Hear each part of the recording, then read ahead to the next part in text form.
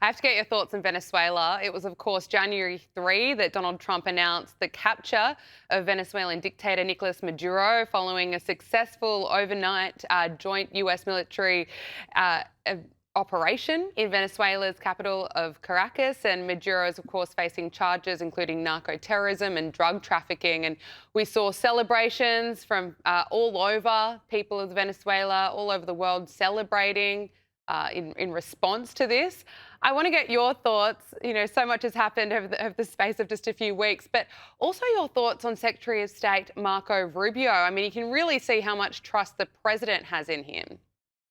Yes, and I think that's rightfully so, Gabriella, because don't forget, Marco Rubio obviously was an immigrant from Cuba with his parents when he was very, very young. He speaks fluent Spanish. He understands the sort of this mentality, a South American mentality and culture from his family and his roots. So I think number one, he has a great affinity and understanding, but also he's somebody who really experienced socialism and communism and really understands how detrimental it is. I think he truly cares about the people there. Also, he's shown his ability to manage, his ability to run things. And I think that it's either going to make him or break him. He could do a brilliant job there, or obviously it could basically thwart his political ambitions.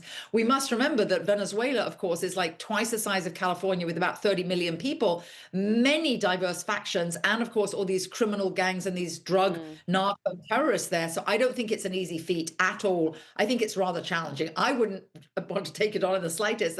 I think it's a heavy lift for anyone, even including Marco Rubio. And just finally, it's been 1 year since Trump was sworn in as president for the second time. Can I get your assessment, your thoughts on year one of Donald Trump? Well, I think a few things here. I do think he spent a lot of time, rightfully so, for the world with all of the peace agreements that he's made. I think he's done a lot of good actually for the world, but the world doesn't vote for him.